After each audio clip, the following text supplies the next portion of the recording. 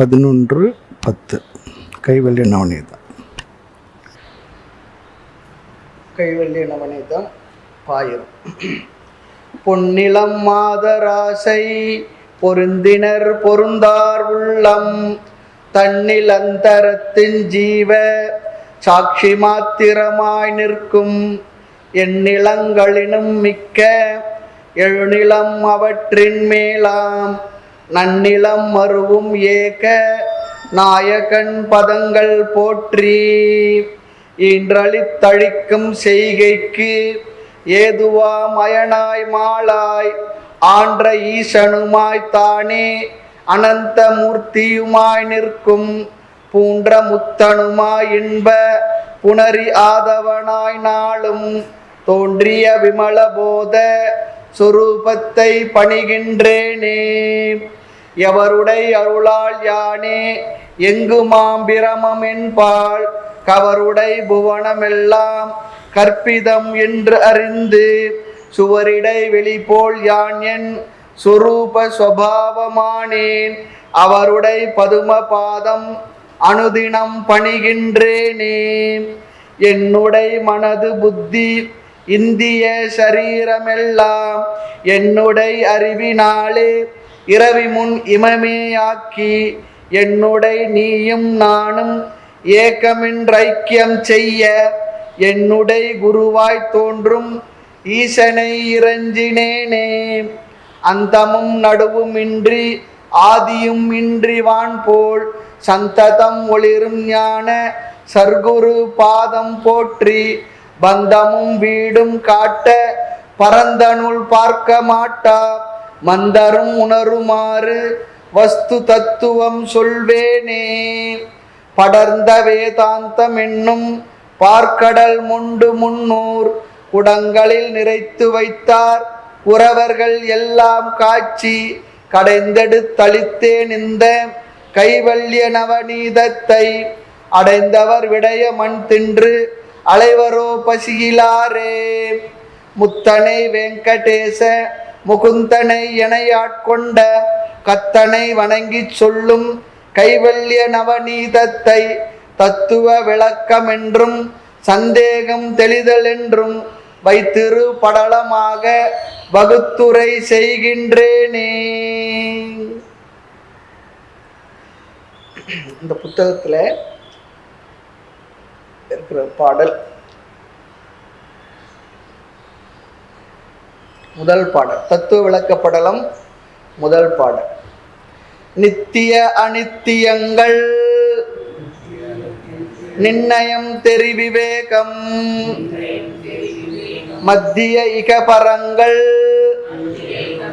வருபோகங்களில் நிராசை சத்தியம் உரைக்க வேண்டும் சமாதி என்று 6 கூட்டம் முத்தியை விரும்பும் இச்சை மொழிவர் சாதனம் இந்நான்கே. நித்திய அனித்தியங்கள் நிர்ணயம் தெரிவிவேகம் மத்திய இகபரங்கள் வருபோகங்களில் நிராசை சத்தியம் உரைக்க வேண்டும் சமாதி என்று 6 கூட்டம் முத்தியை விரும்பும் இச்சை மொழிவர் சாதனம் இந்நான்கே.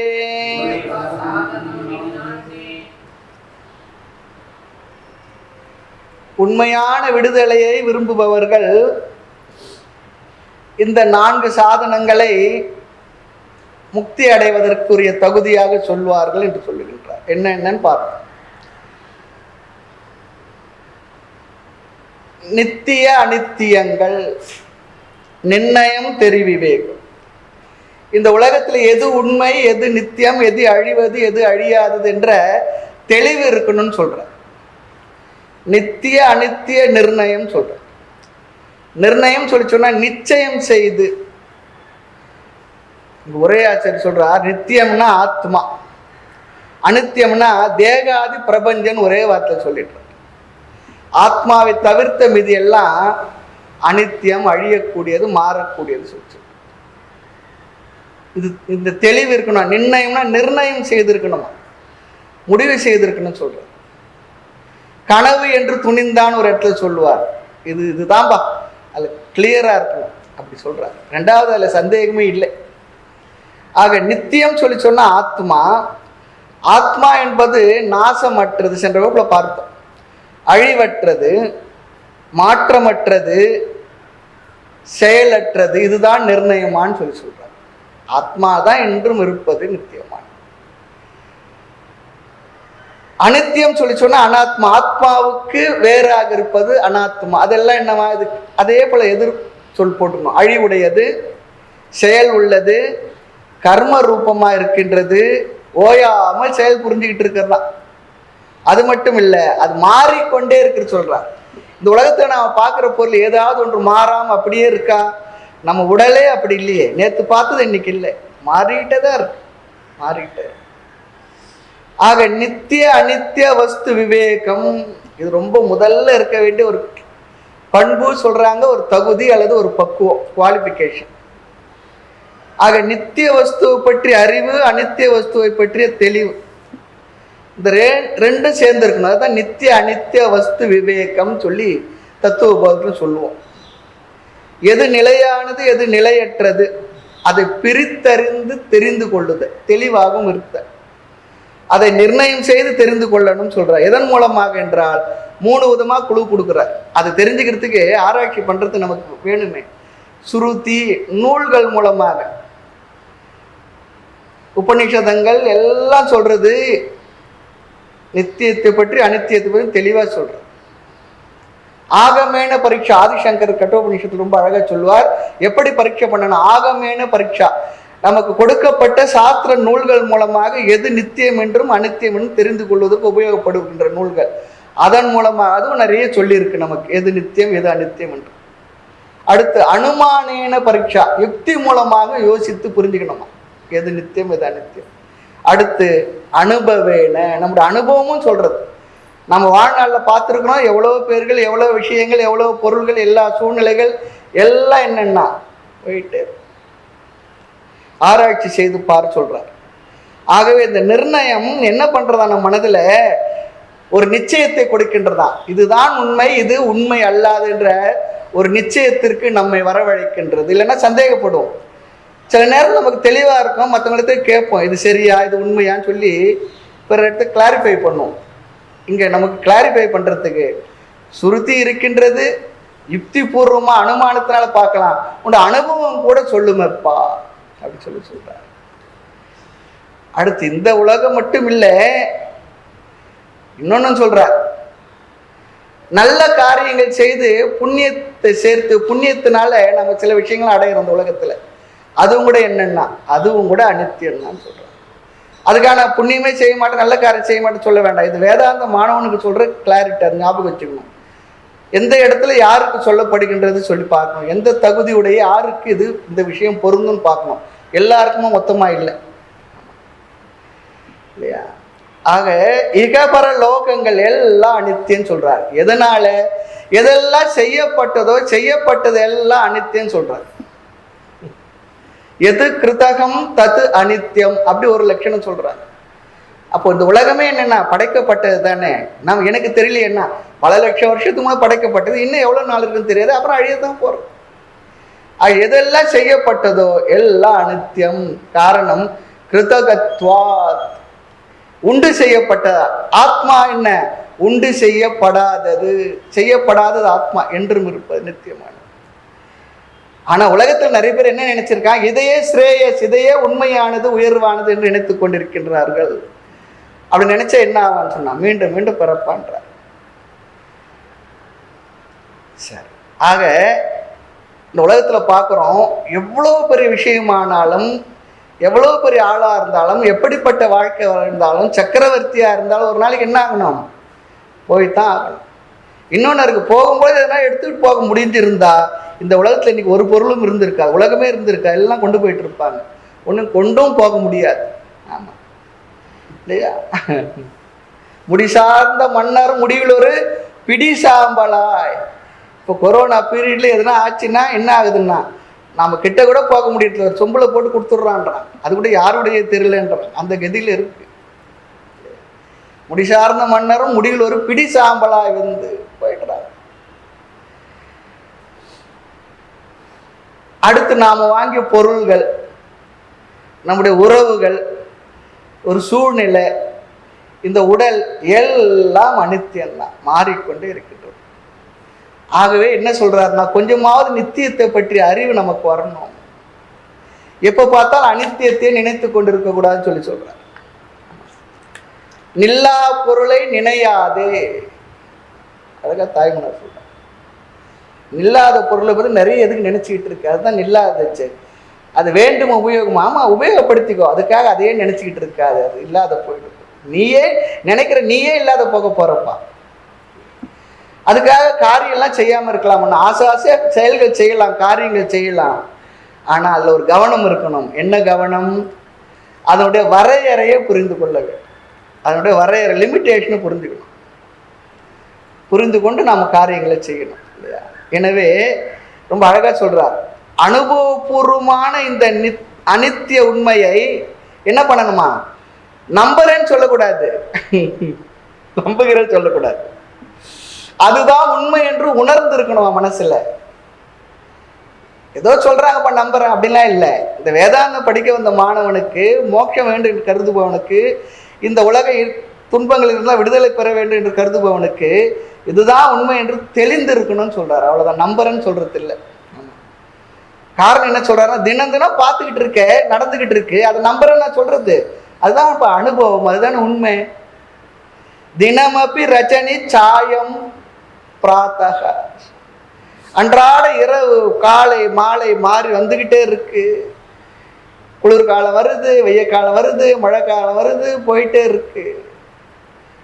காலமானது கச்சத்தி ஆயுள், ஆயுளும் போயிட்டு இருக்கு. இப்போ உங்களுக்கு வயசு எத்தனைங்கன்னா 63 சொல்றாரு. 63னா இனி அப்போ ஆயுள் கூட போதா குறைஞ்சிடுச்சா? குறைஞ்சிக்கிட்டே வருது சொல்றார். அதாவது சூரியன் என்ன பண்றாரா, 4 என்ற மரக்காயினால ஆயுள் என்ற தானியம் குவிஞ்சிருக்கான், அது அளந்து அளந்து இந்த பக்கம் போடுறாராம். லாபம் 2 3. அப்ப இங்க போட போட வாழ்ந்த காலம் கூடிக்கிட்டு இருக்கு, வாழ போற காலம் குறைஞ்சிக்கிட்டு இருக்கு. ஒவ்வொரு நாளும் போயிட்டு இருக்கு. இப்பதான் 2000 வந்தா போல இருக்கு. இப்ப என்னன்னா 2020. அப்படி ஆயுள் கூடல குறைகிறது. அப்போவாவது ஆசை போச்சான்னா, என்ன சுவாமி, இல்லை சுவாமி இன்னும் அது இருக்கு இது இருக்கு, அது பார்க்கணும் இது பார்க்கணும், நிறைய இருக்கு, இன்னும் பார்க்க வேண்டியது நிறைய இருக்கு, லிஸ்ட் இருக்கு. என்ன சுவாமி அதுக்குள்ள சொல்றீங்க, இன்னும் அதை வாங்கணும் இதை வாங்கணும் இல்லையா? ஒருத்தர் சொன்னார், ஆமாப்பா அதை வாங்கணும் இதை வாங்கணும், கரெக்டு, வாங்குற ஆளே ஒரு நாள் இல்லாத போறாரு, அதுக்கு என்ன பண்ண போற? வாங்குற ஆளே இல்லாத போறாரு இல்லையா? சரி, அப்ப நம்ம வாங்குற பொருள் நாம் இருப்போம், அல்லது அது போகும், அது இருக்கு நாம போவோம். நாம் பெற்ற மகன் அவரும் அந்த கதி தான். அடுத்து பேரன் பேத்தி, இன்னும் மற்றது எல்லாம் என்னன்னா போயிட்டதா இருக்கு. தந்தை தாய் தமர்த்தாரும் மகவேணும் இவையெல்லாம் சந்தையில் கூட்டம், இதிலோர் என்ன சொல்றாரு, சந்தேகம் இல்லை என்றார். தாய்மன்னர் சொல்றார், மாட மாளிகை வந்ததோர் வாழுமோர் இந்திரஜால கோலம்னு சொல்லி சொல்றார். ஆக இந்த நித்திய அனித்தியம் புரிஞ்சு இருக்கணும். அதுக்காக விட்டுட்டு ஓடிட்டு சொல்லி சொல்லல, இது மனதுல தெளிவா புரிஞ்சு இருக்கணும். புரிஞ்சு விவகாரத்தை பண்ணிக்கிட்டு இரு, செய்யும் பொழுது அந்த உண்மைத்தன்மை புரிஞ்சு ஹேண்டில் பண்ணுன்னு சொல்றாரு. ஹேண்டில் வித் கேர் சொல்றா போல. நிறைய பேர் புரியாததானே செய்துக்கிட்டு இருக்கோம், புரிஞ்சாட அப்பப்போ ஓடி போயிடுது, அந்த அறிவு நிற்க மாட்டேங்குது. ஆக இதை உணர்ந்து இந்த அனித்திய உலக விஷய விவகாரங்களில் என்ன பண்ணிடக்கூடாதான், ஸ்டக் ஆயிடாதுன்னு சொல்றாரு. நிலையாமை, நில்லாதனவற்றை நிலையானது என்று உணரும் புல்லறிவாண்மன் கடை. புல்லறிவாண்மை, புல்லறிவுன்னா சாதாரண அறிவு சொல்றார், அல்பமான அறிவு திருக்குறள்னு சொல்றார். ஆக இந்த அனித்தியத்தை கையாளும் பொழுது நித்திய வஸ்துவை பற்றிய அறிவும் உனக்கு இருக்கணும்ன்றார். நிறைய நேரம் பார்த்தோம்னா இந்த படிக்கிறதுக்குரிய தகுதியாக சொல்லக்கூடிய சாதனை செய்ய சம்பத்தியே நமக்கு ரொம்ப ஒரு அளவிற்கு ரிலேட்டிவாக ஒரு அமைதியை கொடுத்துருக்கும். ஆமாம், அதுவே பெரிய தெளிவாக இருக்கு. இன்னும் தத்துவம் புரிஞ்சா இன்னும் நிறைவாயிடும். சரி, இந்த தெளிவு எதற்குள்ள வந்துடணும்? எவ்வளவு நாள் எந்த காலத்துக்குள்ள வரணும் சுவாமி? எந்த வயசுல வரணும்? நமக்குள்ள குறுகிய வாழ்க்கைக்குள் வந்துடணும்னு சொல்றாரு. இல்லை சுவாமி, நான் 70 வயசு வாழ்ந்தேன்னா, 70 வயசு பெருசு இல்லை, அவ்வளவுதான். இப்பதான் பிறந்தா போல இருக்கு, இப்பதான் வாழ்ந்தா போல இருக்கு, கல்யாணம் ஆனா போல இருக்கு, குழந்தை பிறந்தா போல இருக்கு. இப்ப பார்த்தா என்னன்னா 70 வயசு ஆயிடுச்சு சுவாமி.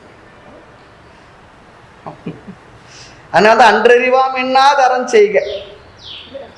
ஆக இந்த அனித்தியமானது நமக்கு அனுபவமாவே இருக்கு, அதுவும் தெரியுது. ஆனா நித்திய வஸ்துவை பற்றிய தெளிவு நமக்கு எதனால கிடைக்கும்?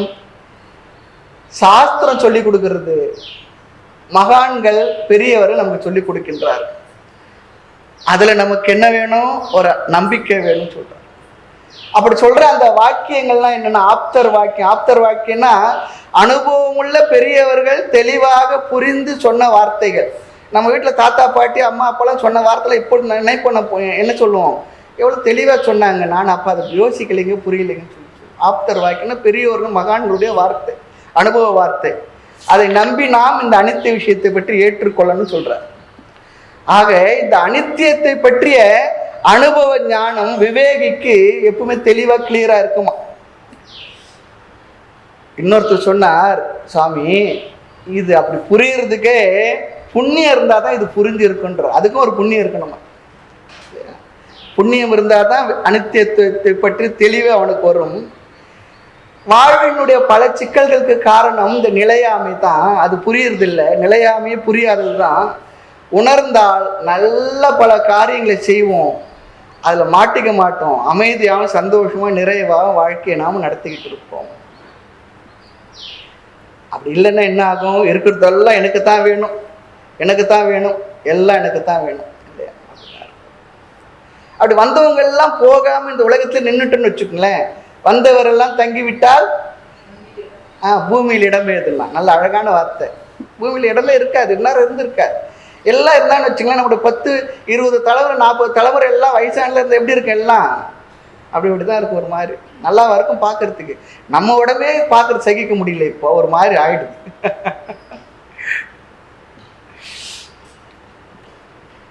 ஒரு பழைய சினிமா பாட்டு சொல்லுவாங்க, சென்றவனை கேட்டால் வந்து விடு என்பான், வந்தவனை கேட்டால் சென்று விடு போயிட்டு வாடா.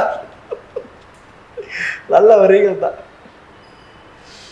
இன்னொரு பாட்டு ஒன்று இருக்கு அதை விட, இறந்தவனை சுமந்தவனும் இறந்துட்டான், அது இருப்பவனும் எண்ணி பார்க்க மறந்துட்டான். இறந்தவன் இருக்கான், அவன் சுமந்தான் பாருங்க, அவனும் போயிட்டான். சுமக்கும் போது அவன் இன்னும் ரொம்ப நாள் இருக்க போறதுன்னு நினைச்சான், அவனும் போயிட்டான். அது இருக்கிறவன் எண்ணி பார்க்க மறந்துட்டான். நல்ல பாட்டு தானே. திருவள்ளுவரும் இந்த உடல் யாக்க நிலையாக பற்றி நிறைய குறள் சொல்லியிருக்கார். நெருநல் உளன் ஒருவன் இன்றில்லை என்னும் பெருமை படைத்தி உலகு சொல்றார். இன்றைக்கு இருந்தாரை நாளைக்கு இருப்பார் என்று எண்ணவது இடம் இல்லையே, அநியாயமாய் இந்த உடலை நான் என்று வரும் அந்தகர் காலாக்கவோ சொல்றாரு பாரு. இதெல்லாம் நிலையாக சொல்லியிருக்காங்க. அதுக்காக இதெல்லாம் விட்டுடணும்னு சொல்லல, புரிந்து இந்த வாழ்க்கையை நடத்த வேண்டும் என்பதுதான் சாஸ்திரத்தினுடைய கருத்து. ஆமா, முதல்ல நிலையில்லாதது தெரிஞ்சுக்கணும், அனித்தியத்தை தெரிஞ்சுக்கணும். இந்த கேள்வி நம்ம மனத்துல வந்தா தான் ஒருவன் ஆன்மீகத்துல முதல் படி எடுத்து வைத்தான் சொல்லி அர்த்தம் சொல்லுவார். இந்த நித்திய அனித்திய வஸ்துவை பற்றி கேள்வி, எது உண்மை எது பொய் என்ற அறிவு மனசுல வந்தா தான் அவன் உண்மையில் ஆன்மீகத்துல முதல் படி எடுத்து வச்சிருக்கான். அப்படின்னா நாமள ஆன்மீகத்தை இல்லையா சுவாமின்னா இருக்கிறோம். இருந்தாலும் உண்மையிலேயே ஆன்மீகம் என்பது இந்த தத்துவ விசாரத்துக்கு வந்தாதான் முதல் படி சொல்றேன். பிற்பாடு போன அந்த இடத்துல போனோம்னா சாஸ்திரம் மூலமா குருவானோ நிலையானது பற்றி அறிவை நமக்கு தருகின்றார். அப்போ இந்த விவேகம் வந்தாதான் ஆன்மீகத்துக்குள்ள முதல் படி எடுத்து வச்சிருக்கான்னா, அப்ப இதுவரை எதுல இருந்தானா அதுக்கு பேர் சொல்றேன் ரிலீஜியன் அல்லது சமயம் சொல்றேன். நம்ம இப்பெல்லாம் செய்துக்கிட்டு இருக்கோம்ல இந்த விஷயங்கள். ஆக நாம் நித்திய சொரூபமான ஆத்மாவாக இருந்தாலும் கூட அனித்தியமான பொருள்களில் எண்ணம் சென்று கொண்டுள்ளதால் நமக்கு அந்த நித்திய சொரூபத்தை விளங்கி கொள்ள முடியாமல் இருக்கிறேன்னு சொல்றார். ரொம்ப அழகான கருத்து. இப்போ நான் நித்தியமானன்னு தெரிஞ்சாதான் நான் நித்தியமானவனா இல்லை, நான் ஆத்மான்னு தெரிஞ்சாதான் ஆத்மாவானா இல்லை, நான் தெரியாத பொழுது ஆத்மாவா தான் இருக்கேன். இருந்தாலும் நாம தெரிஞ்சுக்கிறது தான் அங்கே மோட்சம் முக்தின்னு சொல்றான். தெரியலையே நம்ம நம்ம உடலோட கூட உயிரோட கூட இருந்தாலும் கூட உயிரை பற்றி என்னைக்குன்னா ஒரு நாளைக்கு சிந்தனை பண்ணியிருக்கிறோமா? உயிரை பற்றிய புரிதல் நமக்கு எதுனா இருக்கா?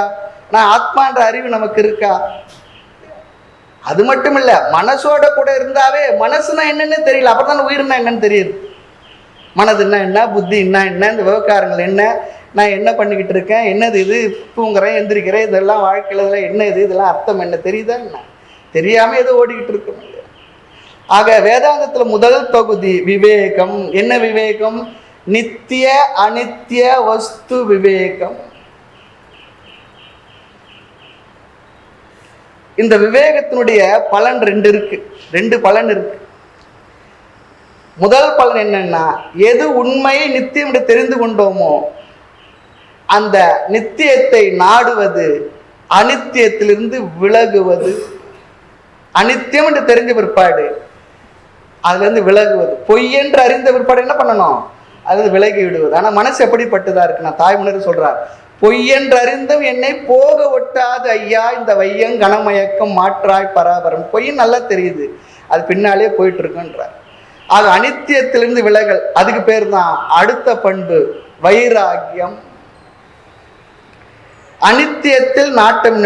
வைராகியம்னா பிடிவாதன்னு அர்த்தம் இல்லை, அனித்தியமான வஸ்துக்களில் நாட்டம் இல்லாமல் இருக்க, அவ்வளவுதான். அடுத்து நித்தியத்தை சிந்திக்க வைப்பது. நித்தியத்தில் நாட்டமும் அனித்தியத்தில் நாட்டமின்மையும், அல்லது நிறைவை அறிவதற்கான ஆவல் ஆர்வம், இந்த ரெண்டு தான் விவேகத்துடைய பலன். இந்த நித்திய அனித்திய வஸ்து விவேக பத்தி இன்னொரு கோணத்துல ஒரு உரையாசிரியர் சொல்லியிருக்கார், நம்ம பார்ப்போமே, அதையும் கூட கொஞ்சம் பார்த்துக்குவோம். நித்திய வஸ்து என்பது ஏகம் பிரம்மம். அதுதானா இருக்கிறது ஒண்ணுதான், அதுதான் பிரம்மம். இல்லை நான் பிரம்மத்தை ஒத்துக்க மாட்டேன்னா, நீ ஒத்துக்கலாம் ஏதோ ஒன்று இருக்குது, அதுக்கு பேர் சாஸ்திரம் பிரம்மன்னு சொல்லியிருக்கு. பிரம்மன்ற வார்த்தை தான் பெருசை தவிர ரொம்ப சுலபமான அர்த்தம். எங்கு நிறைந்திருப்பது எல்லாம் பெருசு, அவ்வளோதான். பெருசுகளா பெருசு. சாதாரண வார்த்தை சொல்லணும்னா என்ன சொல்லுவாங்க? பஸ் எல்லாம் போனால் இந்த காலத்து பசங்க கொஞ்சம் நரமுடி இருந்தா பெருசு, கொஞ்சம் தூரத்து விலகி நில்லுன்றாங்க இல்லையா? இந்த பெருசுகள்லாம் பெருசு. அதுதான் எல்லா பெரியதற்கும் இடம் கொடுக்கறது எதுவும் அதுதான் பிரம்மம். வார்த்தை தான் பெருசு, சொல்லு தான் பெருசா இருக்க தவிர அர்த்தம் வேற இல்லை. அனைத்தினுள்ளும் நிறைந்திருப்பது பெரியது. அடுத்து நித்திய வஸ்துன்னு சொன்னா இன்னொரு சின்ன ஒரு லட்சணம், 3 காலத்திலும் இருப்பது. நேற்று இன்று நாளை என்றும் இருப்பதுன்னு அர்த்தம், அவ்வளவுதான் நித்திய வஸ்து. ஏகம் பிரம்மம், அதுதான் நித்திய வஸ்து. ஏகம்னு ஏன் சொல்றாருன்னா, நித்திய வஸ்து பல இருக்கலாமே, பலது இருக்கிறத நம்ம கற்பனை பண்ணி வச்சிருக்கலாமே, நம்ம மனசுல எதை நித்தியம் நினைச்சுக்கிட்டு இருப்போமே. ஆக இங்க சொல்றார் ஏகம் என்று ஏன் சொல்லுகின்றார் என்றால், அந்த நித்தியமான உண்மை பொருள் ஒன்றுதான் இருக்கின்றது. அதுதான் ஏகம் பிரம்மம். அழகான வார்த்தை, ரொம்ப சுலபமா போட்டுட்டோம். அந்த ஒன்றுக்கு பெயர் பிரம்மம். அது அழியாதது, அல்லது எது அழியாதது அது பிரம்மம். அப்போ வேற எது அழியும் சுவாமின்னா ரொம்ப அழகா சொல்றார், அந்த பிரம்மத்தை தவிர்த்த மீதி அனைத்துமே அழியக்கூடியது, மாறக்கூடியது, மறையக்கூடியது. அதுதான் அனித்தியம். இதுதான் நித்திய அனித்திய வஸ்துவை பற்றி விவேகம் சொல்றார். ஏகம் பிரம்மம், அந்த பிரம்மத்தை தவிர்த்த மற்றவை எல்லாம் அனித்தியம், மாறக்கூடியது. இந்த தெளிவு உனக்கு இருந்துட்டுதுன்னா உன் இடத்துல நித்திய அனித்திய வஸ்து விவேகம் இருக்குன்னு சொல்லி அர்த்தம் சொல்ற. இன்னொருத்தர் கேள்வி கேட்கிறார், அதை வச்சு ஆமாப்பா உன் இடத்துல ஒரு கேள்வி கேட்கிறேன், நீ இது வரைக்கும் வாழ்ந்த காலத்து அழியாத ஒரு பொருள் நீ பார்த்திருக்கிறியான்னு கேட்கிறார். அழியாத ஒரு பொருளை நீ பார்த்திருக்கிறியா, நித்திய வஸ்துவை பார்த்திருக்கிறியான்னா, நாம எந்த வஸ்துவை சொன்னாலும் அது தோன்றி இருக்கு, நிச்சயம் மறைய போறது, அல்லது இப்ப மறையில இருக்கு, நமக்கு பிற்பாடு அது மறைய போறது. நம்ம எந்த நித்திய வஸ்துவை சொன்னாலும் எல்லாம் இந்த பூமியில உலகத்தில் இருக்கிறது தானே சொல்றோம். இந்த பிரபஞ்சமே என்னன்னா தோன்றியது, செய்யப்பட்டது, அனித்தியம் சொன்ன பிற்பாடு அதுக்கு மேல ஒரு பொருள் நம்ம சொல்ல முடியுமா என்ன? ஆக எல்லாம் அனித்தியமே. இன்னொருத்தர் சொன்னார் அழகா, அது பேசிட்டு இருக்கும் பொழுது, சுவாமி எல்லாவற்றையும் பார்க்கிற அந்த கண்ணு இருக்க, அந்த கண்ணே அழிஞ்சு போடுது, அப்புறம் அதை பார்க்கறதெல்லாம் நித்தியம் எப்படி சொல்ல முடியும்னா, பார்த்து கொண்டிருக்க கண்ணே அழிஞ்சு போயிடுச்சு. கண்ணை அழிஞ்சு போட்டு என்னன்னா இறந்து போயிட்டா. அதனாலதான் இந்த இப்போ இருக்க மருத்துவத்தில் கண் தானம் சொன்னாங்க பாரு, நடுவில் சொல்லி வைக்கணும். ஆமாம், நாம் இறந்த பிற்பாடு இந்த கண்ணுனால இந்த உலகத்தில் பார்த்துக்கிட்டு இருக்கலாம். நாம் பார்க்க மாட்டோம், இன்னொரு உயிர் பார்த்துக்கிட்டு இருக்கோம், இன்னொரு மனசு பார்த்துக்கிட்டு இருக்கோம். அதனால இறந்த பிற்பாடு, இறந்த உடனே ஒரு 3 மணி நேரத்துக்கெல்லாம் நம்முடைய கண்களில் இருக்கக்கூடிய அந்த கருவிழி இருக்கு பாருங்க, அதை மட்டும் எடுத்து தகுதியானவர்கள் பொறுத்துனா 2 பேரும் பார்வை கிடைக்கின்ற. அதை நம்ம செய்யணும். ஆனால் இறந்த உடனே நம்ம என்ன பண்ண மாட்டோம், அந்த ஒரு அவசரத்தில் ஒரு இதுவில் எதுவும் அதை டொனேஷன் கொடுத்துருந்தா கூட நாம் அதை செயல்படுத்துறது இல்லை. ஞாபகத்தை வச்சு பண்ணணும். எனக்கு தேவையானவங்க இருக்காங்க. இந்தியாவில் தான் பார்வையற்றவர்கள் அதிகமாக இருக்காங்கன்னு சொல்லி சொல்கிறாங்க. நிறைய கண்தானம் எந்த நாட்டில் நடக்கிறது தெரியுங்களா? சிலோனில் தான் நடந்துக்கிட்டு. சிலோன்காருக்கெல்லாம் இப்படி ஒரு பயிற்சி கொடுத்து வச்சுருக்காங்க, தெரிஞ்சு வச்சுருக்காங்க கண்தானம். சரி, ஆக நாம் இன்னொன்று இருக்கு, பார்க்கின்ற ஒவ்வொரு பொருளும் மாறிக்கொண்டே இருக்கின்றது, மறைந்து கொண்டே இருக்கின்றது. அதுக்கு ஒரு வார்த்தை சொல்லுவாங்க, திருஷ்ட நஷ்ட சுபாவக. ஆமா, பார்த்து கொண்டுள்ள பொழுதே அழிந்து கொண்டுள்ளது. பார்த்து கொண்டுள்ள போதே அழிந்துகிட்டு. நாம சொன்ன நான் பார்த்துக்கிட்டே இருக்கிறேங்க, நான் பார்த்து வளர்ந்த பையங்க இவ்வளோ பெருசாக ஆயிட்டான். பார்த்து கொண்டுள்ள பொழுது மாறிக்கொண்டிருக்கின்றது. அது அனைத்தும் காலத்திற்குட்பட்டது, காலத்தினால் வரையறுக்கப்பட்டதாக இருக்கின்றது. எது எது மீண்டும் ஞாபகம் வச்சுக்கணும், இந்த உடல் உலகம் அனைத்தும், இந்த உடல் உலகம் அனைத்தும். ஆனால் நம்முடைய எதிர்பார்ப்பு என்னவா இருக்குன்னா, என்றும் அழியாமல் இருக்க வேண்டும். அப்படித்தானே சொல்றோம். எது எடுத்தாலும் பர்மனெண்டா இருக்குமா? கேரண்டி கார்டே எதுக்குன்னா நம்முடைய எதிர்பார்ப்பை கொஞ்சம் தள்ளி வைக்கிறான், கொஞ்சம் அமைதிப்படுத்த தான் கேரண்டி கார்டு. கேரண்டி கொடுக்குறான். இந்த உடலுக்கு யார் கேரண்டி கொடுக்க முடியும்? இல்லையே. டாக்டர் சொல்றார் நான் காப்பாத்திடுறேன்றார். அப்புறம் என்னன்னா அவர் கை காட்டி போயிடுறார். அதனால இந்த உடலுக்கு ஒரு ஸ்டேட்டஸ் ஆஃப் ரியாலிட்டி கொடுத்துருக்காங்க. இது எப்படிப்பட்டதுன்னா இதுக்கு ஸ்டேட்டஸ் என்றும் அழியும் இக்காயம். இது எண்ணிக்கொண்டா அழிஞ்சு போலாம். அதனால என்ன, இத்தை ஏதுக்கு மெய்யென்று இருந்தீர் உலகீர், ஒன்றும் அறியாத நீரோ எமன் ஓலை வந்தால் சொல்ல உத்தரம் உண்டோ. அழகா கேட்க இந்த வார்த்தை மனசுல அடிக்கடி இருந்ததுன்னா, இந்த நிலையாமையை பற்றி அறிவு நம்ம மனதில் இருந்ததுன்னா, நம்ம காரியங்கள் செயல்கள் மற்றதெல்லாம் ரொம்ப நிறைய இடத்துல கிளாரிட்டி வந்துடும், ரொம்ப அழகா இருக்கும். அதுவே நம்ம பண்புள்ளவன் ஆக்கிவிடும். இந்த ஒரு விஷயமே கூட. ஆக வேதாந்தம் படிக்க வருகின்ற மாணவன் அல்லது சிஷ்யனிடத்துல குரு எதிர்பார்ப்பது, முதலில் எதிர்பார்ப்பது நித்திய அனித்திய வஸ்து விவேகம் அவனுக்கு இருக்கான்னு தான் பார்ப்பார். அவனுக்கு வேற சிகப்பா இருக்கானா, ஒல்லியா இருக்கானா, உயரமா இருக்கானா, என்ன வயசு, மற்ற தகுதி எதுவுமே பார்க்கறது இல்லை. இந்த தகுதியை தான் முதல்ல பார்ப்பான். நித்திய அனித்திய வஸ்துவை பற்றி அறிவை பெற்றிருக்கின்றவனா, உணர்ந்தவனா, நிலையாமையை உணர்ந்தவனா சொல்லி பார்ப்பார். அவனுக்கு தான் இந்த டெக்ஸ்ட் புரியும். அதுதான் பார்த்தோம். பாயிரத்துல பார்த்ததே அவர்களுக்கு தான் இந்த கருத்து. இல்லைன்னா வேற எதுவும் சொல்லி அனுப்பலாம். கோயிலுக்கு பாப்பா, பூஜை பண்ணு, ஜபம் பண்ணு, தியானம் பண்ணு, ஹோமம் பண்ணு, பூஜை பண்ணு, இதெல்லாம் பண்ண அது கிடைக்கும் இது கிடைக்கும் சொல்லி அனுப்பிடலாம். இந்த டெக்ஸ்ட்டை கேட்கணும், இந்த கருத்து நம்ம படிக்கணும்னா இப்படிப்பட்டவனா இருந்தால் தான் அவனுக்கு இது புரியும், பலன் தரும், ஞானம் அவன் மயமாகும். ஆக இந்த அறிவை அடையிறதுக்கு உபாயம் என்ன சுவாமி, வழி என்ன? இவர் ஒரு வரியில சொல்லிட்டார், நித்திய அனித்திய வஸ்து நிர்ணயம் தெரி விவேகம்னு சொல்லிட்டார். சரி, இந்த நித்திய அனித்திய வஸ்துவை பற்றி விவேகம் இவ்வளவு சொல்லிட்டீங்க, இது நான் அடையணுமே, எனக்கு கொஞ்சம் தான் இருக்கு, எனக்கு வேணுமே சொல்லி சொன்னா அதுக்கு உபாயம் என்ன?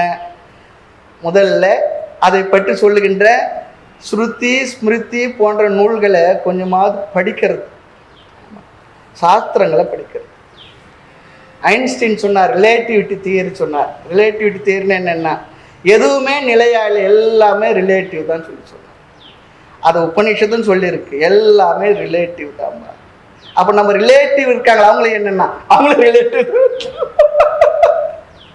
ரிலேஷன் தான். அது புரியணும். ஆனால் மனிதர்களுக்கு எல்லாரும் நிச்சயமாக இருக்கணும், நிச்சயமாக இருக்கணும், நிச்சயமாக இருக்கணும், அதை தேடிக்கிட்டே இருக்கணும் இல்லையா? இந்த கருத்தை உபனிஷத்து ரொம்ப தெளிவாக உறுதியாக சொல்றது, பகவத்கீதை போன்ற ஸ்மிருதிகளும் அழகா சொல்றது, யுக்தியும் நல்லா சொல்லியிருக்கு, அனுமானம் நமக்கு நல்லா சொல்லி தருகின்றது, பிரத்யட்சமான அனுபவம் கூட நமக்கு நல்லா தெரிகின்றது. ஆனால் நமக்கு தான் அது புரிவதில்லை. அடுத்த கருத்து, இந்த விவேகத்தினுடைய பலன் 2 பார்த்து பாருங்க. அனித்தியத்திலிருந்து விலகல், அனித்தியத்தில் நாட்டமின்மை, அதுக்கு பேர் வைராக்கியம். அப்புறம் நித்தியம் என்று தெரிந்து கொண்டதில் நாட்டம். அதை சொல்லும்போது சொல்றார் அடுத்த வரியில, நித்திய அனித்தியங்கள் நிர்ணயம் தெரி விவேகம். இப்ப பார்த்து முடிச்சோம். அடுத்த ஒரு பண்பை சொல்றார், மத்திய இகபரங்கள் வருபோகங்களில் நிராசை. மத்திய இகபரங்கள் வருபோகங்களில் நிராசை. மத்திய சொல்லி சொன்னா படைப்புக்கும் ஒடுக்கத்துக்கும் இடையில் உள்ள சிருஷ்டி சொல்லி அர்த்தம். சிருஷ்டிக்கும் அல்லது சம்காரத்திற்கும். கீதையில அழகா பகவான் ஒரு ஸ்லோகம் சொல்லியிருக்கார், அவ்யக்தாதீனி பூதானி வெக்த மத்தியானி பாரத. இந்த உயிர்கள் எல்லாம் அர்ஜுனா இடைப்பட்ட காலத்தில் மட்டுமே இருக்கின்றன. அவ்யக்த நிதனான் ஏவ தத்ரகா பரிதேவன். அழகான வார்த்தை, நிறைய இடத்துல போட்டிருப்பார். தத்ரகா பரிதேவன். ஏன் இதுக்காக கவலைப்படுற, வருத்தப்படுற, துயரப்படுற? ரொம்ப அழகா சொல்ற. இந்த உலகத்தில் உள்ள எல்லாம் ஒரு காலத்தில் தோற்றத்துக்கு வராமல் ஒடுங்கிய நிலையில் அன்மேனிஃபெஸ்டேஷன் ஸ்டேஜில் இருந்தது. இப்பொழுதுதான் இடைப்பட்ட காலத்தில் தோற்றத்துக்கு வந்திருக்கு, மேனிஃபெஸ்ட் ஆகியிருக்கு. இனி மறுபடியும் அது தோற்றத்துக்கு வராத ஒடுங்கிய நிலைக்கு சென்று விடும். முதல்ல அன்மேனிஃபெஸ்டேஷன் ஸ்டேஜ், ரெண்டாவது என்னன்னா வெளிப்பட்ட நிலை, மறுபடியும் அன்மேனிஃபெஸ்ட். இப்படியே தான் மாறிக்கிட்டு இருக்கு. இடையே தான் இந்த உலகம் தோன்றியுள்ளது, இந்த உயிர்கள்லாம் இருந்துகிட்டு இருக்கு. ஆகையினால என்ன பண்ணாத, இந்த இடைப்பட்ட காலத்தில் இருக்கக்கூடிய சமாச்சாரம் இதெல்லாம், அதற்காக நீ கவலைப்பட தேவையில்லை சொல்றார். தத்ரகா பரிதேவன். அதுக்காக ஏண்டா வருத்தப்படுற, துயரப்படுற? அது யார் சொல்ல முடியும்னா தெரிஞ்சுங்க தானே சொல்லணும், பகவான் தானே சொல்ல முடியும். அவனும் கண்ணீர் விட்டு அழுதுகிட்டு இருக்கான். தாத்தா கொல்லணுமா, அப்புறம் கொல்லணுமா, துரோணர் கொல்லணுமா, குரு கொல்லணுமா, அண்ணன் தம்பி பேரன் பேத்தி எல்லாம் இருக்கிறாங்களா, மைத்துனம் எல்லாம் பண்ணணுமான்னு சொல்லி அதெல்லாம் இடைப்பட்ட காலத்தில் வந்தது. அதனால தத்ரகா பரிதேவனை என்று அதுக்காக வருத்தப்படுறான். ஆக மத்திய இகபரங்கள், இக சொல்லிச்சுன்னா இந்த உலகம், பரம் என்றால் மேல் உலகம். இவைகளில் வரும் போகங்கள், இந்த போகங்கள்லாம் எதனால வருது? நாம் செய்துள்ள புண்ணிய பலனால் வருவது. நாம் ஒரு சந்தோஷமான ஒரு சூழ்நிலை, ஒரு பொருள், ஒரு உணவு அல்லது ஒரு உறவு, சந்தோஷமான நல்ல வார்த்தை சொல்லக்கூடியவர்கள் சுற்றி இருக்கின்றது எல்லாம் என்னன்னா நாம் செய்த புண்ணியத்தால் வருவது. அல்லது நாம் அனுபவிக்கக்கூடிய எந்த ஒரு கஷ்டமாக இருந்தால் அது எதனால் வருவது? நாம் செய்த பாபத்தினால் வருவது. ஆக நாம் செய்த புண்ணிய பாபத்துக்கு தகுந்த மாதிரி தான் சுகபோகங்கள் துக்கங்கள்லாம் வந்து கொண்டிருக்கின்றது. அதனால தான் வருபோகம் சொல்லி சொன்னார். இந்த வார்த்தை வரும் போகம் அப்படி சொல்லி சொன்ன என்ன, போகங்கள் வரும், கொஞ்ச நாளைக்கு நல்ல சுக்கிர தேசப்பா, அப்புறம் என்னன்னா வேற தேசம் வரும். வரும் போகும் என்னாலே என்ன வார்த்தை, என்னன்னு சொல்றா, வந்ததெல்லாம் போகும், அது சந்தேகம் இல்லை. வரு போகங்கள் என்ன வேணும் மனசுல? நிராசை சொல்லி சொல்றார். இந்த வருகின்ற போகங்களுக்கு அடிக்ட் ஆயிடாது சொல்லி சொல்றார். அனுபவி வேண்டாம் சொல்ல, ஆனா அது இல்லைன்னா இல்லையே சொல்லி என்ன ஆகிடாது, அது இல்லைன்னா என்னால் இருக்க முடியாது, அடிக்ட் ஆகிடாது. நமக்கு அப்படித்தான் ஆகுது. காலையில் எந்திரிச்ச பேஸ்ட் இருக்கு, வழக்கமாக உபயோகப்படுத்துகிற பேஸ்ட்டு, அது ஒரு முறை ஸ்டாக் இல்லை, வேற எதுவும் உபயோகப்படுத்தினா என்ன ஆகுறது, உடனே காஃபி, அந்த மார்க் காஃபி குடிச்சாதான், அந்த கம்பெனி காஃபி குடிச்சாதான், இல்லைன்னா நல்லாவே இல்லையே, காலையிலே ஆரம்பிச்சு. இது போல எல்லா வட்டிலும் இருக்கு. ஒன்றும் உட்கார சேர் இருக்கு பாருங்க, அந்த சேர்லயே கூட அடிக்ட் ஆகிடுறோம். அந்த வசதியாக சௌகரம் உட்காந்துருக்கும் பாருங்க, அந்த உட்கார்ந்த நிலைக்கே கூட அடிக்ட் ஆகிடும். வரு போகங்கள் நிராசை, அதுக்கெல்லாம் அடிமையாகாமல் இருத்தல். தாய்மன்னர் சொல்றது போல, வரும் போம் எனும் இரு நிலைமை மண்ணாது ஒரு தன்மை தாகி. ஆனா வாழ்க்கையில வரும்பொழுது மகிழ்ச்சி இருக்கு, போகும்பொழுது துக்கம் இருக்கு. இது இயல்புதான், தப்பு இல்லை. வருத்தம் நமக்கு பிடிக்கிறது இல்லை, இன்பம் தான் நமக்கு பிடிக்கின்றது. ஆனா உலக நியத்தி என்ன, ரெண்டும் கலந்துதான், அதை புரிஞ்சுக்கணும். இன்னொருத்தர் சொன்னார், அந்த வருத்தத்தை எதிர்க்க ஆரம்பிச்சிட்டோம்னா எப்படி இருக்கு, கொஞ்சம் ஆராய்ச்சி செய்ய ஆரம்பிச்சுட்டா வருத்தம் போய்விடுமா. இடும்பைக்கு இடும்பை படுப்பர் சொல்லி சொன்னார். ஆக வருபோகங்களில் நிராசை, நிராசை என்றால் பற்று அற்று இருப்பது. இருக்கிறோம் மனசுல, அதோட ஈசிக்கிறது இல்லை, ஒட்டிக்கிறது இல்லை, விலகி இருப்பது. மனது அளவில் ஆசை இல்லாமல் இருப்பது. இடைப்பட்ட காலத்தில் உள்ள இந்த இகலோக பரலோகங்களில் பற்று இல்லாமல் இருப்பது, அதுவும் நாம் செய்த புண்ணியங்களினால் வருகின்ற போகங்களில் பற்றற்று இருக்க. துக்கத்துல பற்றா இருக்க மாட்டோம். ஏன் போகம் சொல்லி சொன்னா துக்கத்தை போடலன்னா, துக்கத்துல நான் ரொம்ப விரும்பி ஏத்துக்கிட்டேன் போய் துக்கத்தை அனுபவிக்கணும்னு சொல்ல மாட்டோம். போகத்துல தான் நமக்கு இயல்பாக பற்று இருக்கும். அல்ல வரும் போகங்களில் நிராசை, அந்த சந்தோஷமான அனுபவங்களில் கூட நீ என்ன பண்ணி இருக்கணும், பற்றற்று. அதுக்காக நாக்கில் ஜிலேபி வச்சா அல்லது மைசூர் பாகு வச்சா நல்லா சந்தோஷமா தான் இருக்கும். அதுக்காக சந்தோஷம் துக்கமா அப்படின்னு நினைச்சுக்க அப்படிலாம் சொல்லல. மனதில் இருக்கக்கூடிய அந்த கிளாரிட்டிக்காக சொல்றார், வரு போகங்களில் நிராசை. ஆக இதில் என்ன அர்த்தம்னா, ஆத்மானந்தத்தில் ஈடுபாடும் விஷயானந்தத்தில் விடுதலையும் சொல்லி சொல்றார். அதுதான் இது மனிதனுக்கு தேவை சொல்லி சொல்றார். இந்த நூலை படிப்பவனுக்கு இது தேவை என்று சொல்லி சொல்லுகின்றார். உனக்கு வைராகியம் என்கின்ற பண்பு இருந்தால்தான் நீ இதை படித்தால் உனக்கு பயன் கிடைக்கும். இதுவே வழி. எனக்கு இல்லை சுவாமி அப்புறம் வரேன்னு சொல்ல வேண்டாம். ஏதோ கொஞ்சம் இருக்கிறதுனால தான் வந்திருக்கும். இல்லைன்னா அதை படித்து தெரிஞ்சுக்கும். ஆக மத்திய இகபரங்கள் வருபோகங்களில் நிராசை. சரி, இந்த நிராசை வர்றதுக்கு இன்னொரு ஐடியா சொல்லி கொடுக்குறாங்க. எப்படி விவேகத்துக்கு ஆகமேன பரீட்சா, அனுபவேன பரீட்சா, அனுமானேன பரீட்சா சொன்னாரோ, அது போல இந்த நிராசை பற்றற்று இருக்கின்ற தன்மை நம் மனதில் வருவதற்கு, அறிவுபூர்வமான வைராகி வருவதற்கு அந்த பொருள்களை பற்றிய ஒரு தெளிவு ஆராய்ச்சி பண்ணணும்னு சொல்றார். அந்த ஆராய்ச்சிக்கு 5 விஷயங்கள் சொல்றார். அதற்கு தோஷ தர்சனம் உதவுன்னு சொல்றார். எந்த ஒரு பொருளை பார்த்தாலும் அதில் குறையை பற்றிய சிந்தனை, அதை ஆராய்ச்சி செய்தல், ஆராய்ந்து பார், உணர்வு சொல்றது ஆராய்ந்து பார், அது உதவுன்னு சொல்றார். நாம் அனுபவிக்கக்கூடிய எந்த பொருளாக இருந்தாலும் அது எப்படிப்பட்டதா இருக்குன்னா, துன்பம் கலந்ததாக இருக்கின்றது, துயரம் கலந்ததாக இருக்கின்றது, துக்கமிஷு தத்துவம். அடுத்து அது எவ்வளவு அனுபவிச்சாலும் அது நிறைவை தராததாக இருக்கின்றது, அதிருப்தி கரத்துவம், திருப்தியை தரதில்லை எவ்வளவு அனுபவிச்சாலும். 3வது பந்தகத்துவம், அப்படின்னா அடிமைப்படுத்துவது, அது இல்லைன்னா என்னால் இருக்க முடியாது, அப்படி ஆயிடும். 4வது தாரதமியம் உள்ளது. 5 இல்லை 4 தான். தாரதமியம் உள்ளது. அனுபவிக்கக்கூடிய இன்பங்கள் ஏற்றத்தாழ்வுடன் கூடியதா தான் இருக்கு. நேற்று வச்சுங்களே அந்த மத்த குழம்பு, இன்னைக்கு இல்லையா, அது நல்லா இருந்தது. இல்ல ஒரு வாரம் பத்து கேட்குறோம், அதே போல வைங்கன்னா முடியுமா? அது ஏதோ நேரத்தில் அமைஞ்சிடுறது, அவ்வளவுதான். ரொம்ப அழகா சொல்றாரு. அதனால் உலக பொருள்களில் இருந்து வருகின்ற விலகல் வைராகியம் எனப்படும். இல்லையா?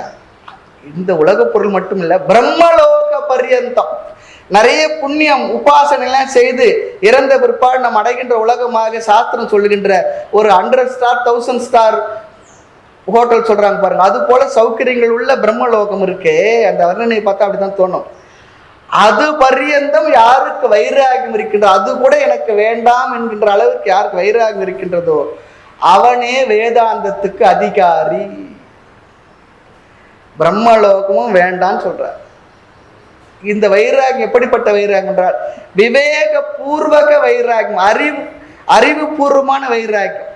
இதை சுடுகாட்டுக்கு போகும்போது இறந்து போயிட்டு பார்த்தோம் என்ன ஆயிடும், அப்போ நமக்கு ஒரு பெரிய ஒரு வைராகியம், ஆமாப்பா அது அப்படித்தான்பா இப்படித்தான் சொல்றோம் பாருங்க. அந்த நிலையில அந்த வைராகியம் இல்லை, விவேகபூர்வமான அறிவுபூர்வமான வைராகியம் சொல்றார். ரொம்ப அழகா சொல்றார். அடுத்து இன்னொன்னு சொல்றார். 3வது சத்தியம் உரைக்க வேண்டும் சமாதி எனும் 6 கூட்டம். சத்தியம் உரைக்க வேண்டும் சமாதி என்று 6 கூட்டம். சமாதி ஷட்க சம்பத்தின்னு சொல்லுவோம் நாம. சமூகம் சொன்னா கூட்டம் சொல்லி அர்த்தம். சமம் தமம் விடல் சகித்தல் சமாதானம் ஸ்ரத்த என்கின்ற 6 கூட்டம். இங்க அது மட்டும் தான் சொல்றார். பேரு அடுத்து விளக்குவார், பார்ப்போம். அடுத்து பார்ப்போம். 4வது முக்தியை விரும்பு மிச்சை மொழிவர் சாதனம். 4 இதெல்லாம் யாருக்கு சொல்லி சொன்னா? நான்காவதாக முக்தியை விரும்பும் இச்சை. மோட்சம் வேண்டும், உண்மையை நான் தெரிந்து கொள்ள வேண்டும் என்கின்ற தீவிரமான இச்சை. அதுதான் இங்க ரொம்ப அழகா சொல்றார் மொழிவர். இந்நான்கு, இந்த நான்கே தான் சாதனம் என்று வேதாந்தம் படிக்க வருகின்ற மாணவர் தகுதியாக சொல்வார். நான்கே என்று ஏவகாரம் போடுறது எதற்காக? இந்த நான்கு தான் சொல்லி சொல்றது, உறுதிப்படுத்தி சொல்வது, எம்பசைஸ் பண்றது.